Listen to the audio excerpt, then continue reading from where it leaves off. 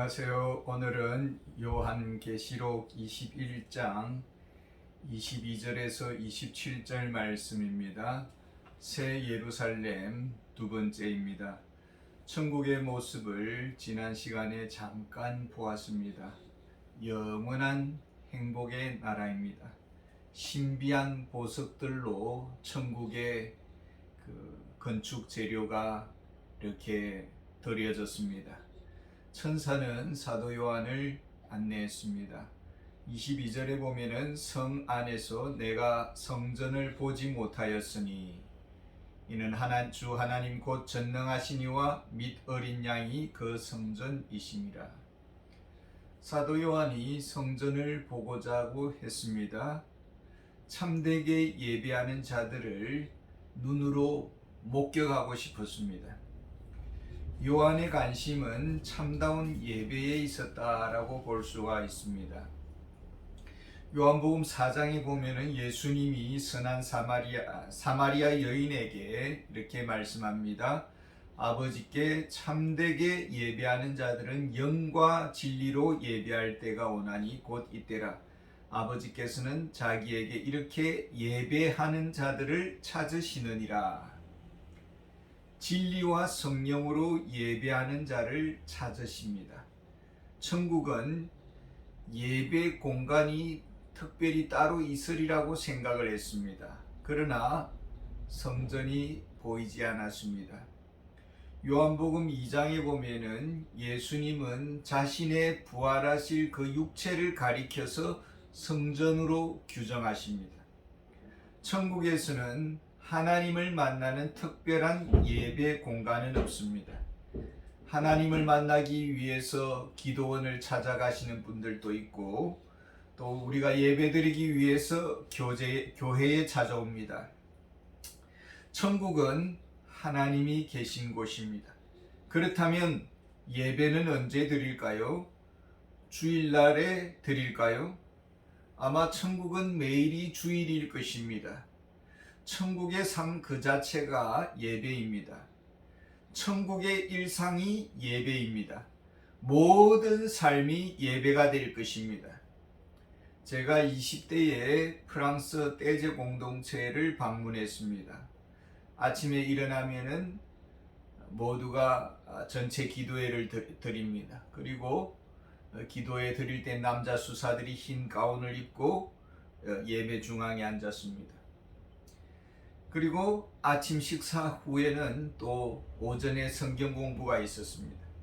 그리고 점심 식사 이후에는 또 오후 2시쯤에 전체가 찬양 연습을 합니다.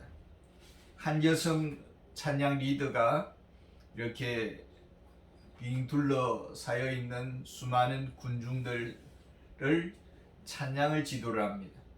그러니까 한 2만 명 이런 젊은이들이 한 공간에서 찬양을 연습한다고 해보십시오. 알토, 소프라노, 베이스, 테너 이렇게 나누어서 그리고 저녁 식사 이후에 저녁에는 찬양 예배를 드립니다. 그러니까 온종일 하루 예배를 드리는다고 볼 수가 있는 것이죠. 즐김의 예배, 누림의 예배, 치유의 예배였습니다. 천국의 삶이란 경배와 찬양입니다. 하나님의 품 안에 안기는 것입니다. 아마 영혼 깊은 곳에서 터져나오는 그 찬양을 드릴 것입니다. 모든 일상이 예배요, 모든 대화가 거룩할 것입니다. 행복이란 하나님과 즐거워함에 있습니다. 지루하지 않는, 늘 설레이는 그런 예배의 행복이 지속될 것입니다. 천국 예배에 참여한 그 영광의 감격 앞에 우리는 모두가 할 말을 잃어버릴 것입니다. 내 같은 자가 무엇이간데 이런 영광스러운 자리에 참여할 수 있는가? 2절에 보면은 그 성은 해나 달에 비침이 쓸데없으니 이는 하나님의 영광이 비치고 어린 양이 그 등불이 되시니라. 예배의 대상이 누구입니까? 우리 아버지 하나님이십니다. 창조주 하나님과 어린 양 예수 그리스도가 예배의 대상입니다. 그 성은 해나 달의 비침이 설데없으니 새 하늘과 새 땅입니다. 해와 달의 도움을 받는 그런 시스템이 아닙니다. 천국에는 바다도 없습니다.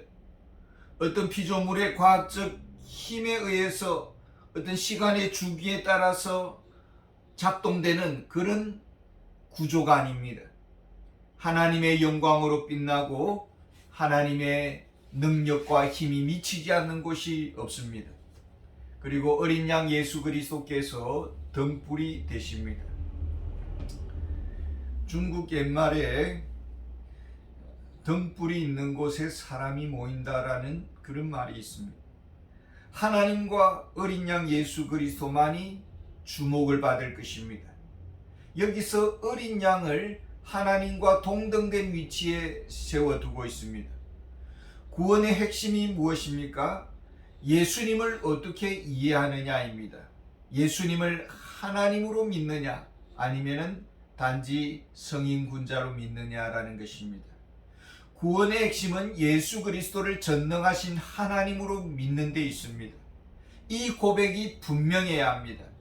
예수님이 하나님이시기 때문에 우리는 전적으로 예수님을 의지하는 것입니다. 항상 예수님을 등불처럼 바라봅니다. 스바 여왕이 솔로몬 왕을 칭찬합니다. 열왕기상 10장 8절에 오면은 복되도다 당신의 사람들이여, 복되도다 당신의 이 신하들이여, 항상 당신 앞에 서서 당신의 지혜를 들음이로다. 솔로몬 왕의 지혜 앞에 신하들은 서서 경청했습니다. 천국에서 모든 지혜와 계시의 본체이신 예수 그리스도를 배울 것입니다. 주님의 등불 앞에서 우리 인생의 모든 의무는 솜사탕처럼 다 녹을 것입니다. 우리는 완전한 지혜 앞에 우리의 눈이 환히 열려질 것입니다. 가슴에 사무친 사연들이 주님의 빛 앞에서 다 해결될 것입니다.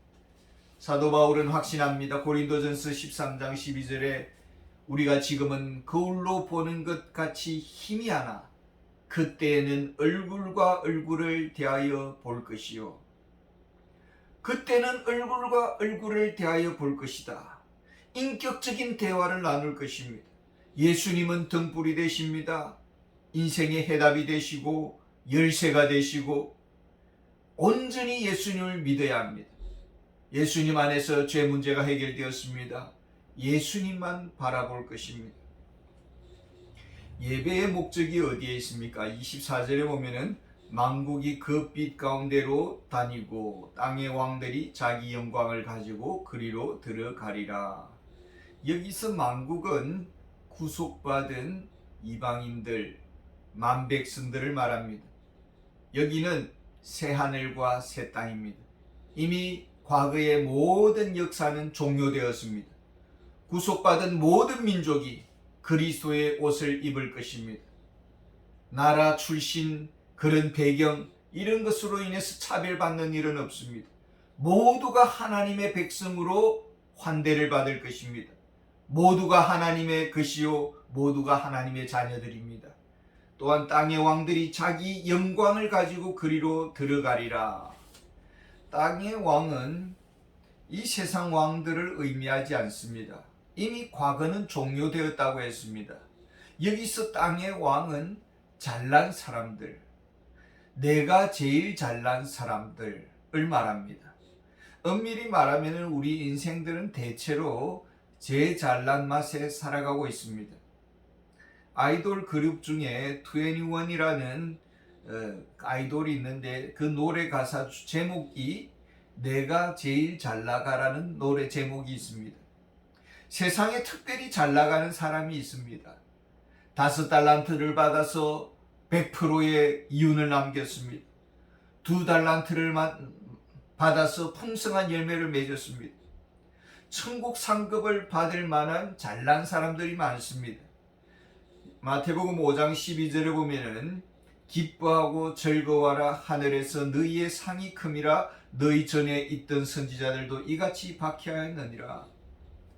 복음의 진리가 이 공로주의와는 어울리지 않습니다. 예수님을 높이면서 세례 요한이 오히려 목배임을 당합니다. 의를 주장하는 이 세상에서 은혜를 벌레 사상으로 여기는 것입니다. 그러나 주님은 아십니다. 마태복음 5장 46절에 너희가 너희를 사랑하는 자를 사랑하면 무슨 상이 있으리요 세리도 이같이 아니하느냐. 까다로운 관계자들, 형제들, 원수를 사랑하라 하시는 주님의 말씀 때문에 때로는 부담스럽고 상처를 받습니다. 사랑해도 감사하지 않고 그 사랑을 몰라줍니다. 100번 잘해도 한 번 못하면 다 못한 것이 되고 그 수고를 몰라주는 것이죠. 그러나 주님은 아시고 주님 사랑 때문에 사랑하는 것입니다. 요한계시록 11장 18절에 보면은 또 작은 자든지 큰 자든지 주의 이름을 경외하는 자들에게 상 주시며 하나님을 경외하는 자들에게 상 주신다고 했습니다. 주님을 사랑하기 때문에 주님의 교회의 마당을 청소했습니다. 사람들은 몰라줍니다. 그러나 주님은 다 보고 계십니다. 예배를 위해서 목이 터져라 찬양 연습을 했습니다. 사람들은 몰라줘도 주님은 아십니다. 히브리서 11장 6절에 그가 자기를 찾는 자들에게 상 주시는 이심을 믿어야 할지니라. 주님을 찾았습니다. 저 멀리 계신 것만 같았습니다. 그래도 부르짖었습니다. 불가능한 문제에 부딪혔습니다. 전능하신 하나님을 바라보면서 하나님 앞에 매달립니다. 주님은 그 믿음을 다 보고 계십니다. 요한계시록 4장에 보면 24장로들이 세세에 살아계신 분에게 그 보좌 앞에 자기의 관을 드린다고 합니다. 그러면서 하나님이여 영광과 존귀와 찬양 권능을 받으시는 것이 합당합니다. 이렇게 고백을 합니다. 24장로들은 교회의 대표요 신실한 믿음의 성도 전체를 말합니다. 상급의 면류관, 영광의 면류관, 이 잘남의 자랑들을 하나님 앞에 반납한다라는 것입니다. 왜 그럴까요? 5절에 보면은 사람들이 만국의 영광과 존귀를 가지고 그리로 들어가겠고 주를 위한 헌신들이 있었습니다. 그 열매가 때로는 거룩한 신앙 고백으로 값진 찬양 곡으로 값진 그런 예술 작품들로 은혜의 문화들로 하나님께 영광을 돌렸습니다. 사도 바울은 고백합니다. 데살로니가전서 2장 19절에 보면은 우리의 소망이나 기쁨이나 면류관이 자랑의 면류관이 무엇이냐? 그가 강림하실 때에 우리 주 예수 앞에 바로 너희가 아니냐 이렇게 말합니다. 천길만길 복음을 위해서 저 먼 골짜기를 지나갔습니다. 그리고 외로운 사마리아 여인 한 사람 전도했습니다. 그 전도의 열매가 바로 면류관이다라는 것입니다. 그런데 시편 115편 1절에 보면 이런 고백이 있습니다. 영광을 우리에게 돌리지 마옵소서. 우리 하나님이 모든 것을 행하셨습니다. 이렇게 시인은 고백을 하고 있습니다. 수고의 땀방울을 흘렸습니다. 희생했습니다. 다 그것마저도 알고 보니 하나님의 은혜였습니다. 성령님이 도와주셨습니다. 지혜와 은사를 충만케 해주셨습니다. 영감을 주셨습니다. 성령님의 돕는 손길이 있었습니다. 하나님이 하셨습니다. 그래서 모든 상급과 영광과 존귀가 하나님의 영광 안에 다 흡수가 되는 것입니다. 오직 하나님 홀로 영광을 받으시는 것입니다. 25절에 낮에 성문들을 도무지 닫지 아니하리니 거기에는 밤이 없음이라. 낮에 성문들을 도무지 닫지 아니한다. 천국은 닫힌 문이 없을 것이고 막힌 담도 없을 것입니다. 모든 문이 다 활짝 열려 있고 시온의 대로처럼 뚫려 있습니다. 그리고 그 행복은 영원할 것입니다. 동시에 거기에는 밤이 없다고 했습니다. 평안은 완전합니다. 지난밤 평안하셨습니까? 뜬 눈으로 밤을 보내지는 않았습니까? 근심으로 잠을 설치지는 않았습니까? 불면증에 시달리지는 않았습니까? 괴로운 밤을 두통으로 보내지는 않았습니까? 천국은 이런 밤은 없다라는 것입니다. 눈물도 한숨도 고통도 없습니다. 이런 복을 누가 누릴까요? 27절에 보면은 무엇이든지 속된 것이나 가증한 일 또는 거짓말하는 자는 결코 그리로 들어가지 못하되 오직 어린 양의 생명책에 기록된 자들만 들어가리라. 누가 어린 양의 생명책에 기록될까요? 로마서 8장 1절에 보면은 그러므로 이제 그리스도 예수 안에 있는 자에게는 결코 정죄함이 없다고 했습니다. 예수님을 믿습니다. 예수님을 하나님으로 믿습니다. 성령님을 믿습니다. 성령님의 인도하심 따라 살아갑니다.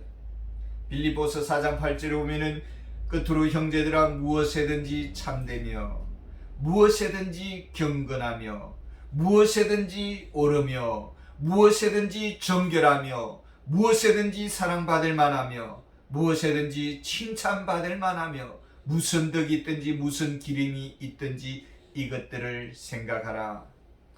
예수님의 성품을 소망합니다. 그 발자취를 따라갑니다. 주님의 인도하심에 보조를 맞추었습니다. 답답해도 버티면서 좁은 길을 걸어갔습니다. 괴로움을 당해도 마음의 순결을 지켰습니다. 사람은 바르면 바른 대로 죄를 짓고요. 비뚤어지면 비뚤어진 대로 죄를 짓습니다. 잘나면 잘난 대로 죄를 짓고 못나면 못난 대로 죄를 짓고 가지면 가진 대로 죄를 짓고 없으면 없는 대로 죄를 짓습니다. 그래서 우리는 날마다 회개해야 되고 날마다 순간순간마다 십자가 안에 나의 모든 나쁜 것을 못 박아 죽여야 되는 것입니다. 이들이 예배자들입니다. 하나님은 영원히 함께 하실 것입니다.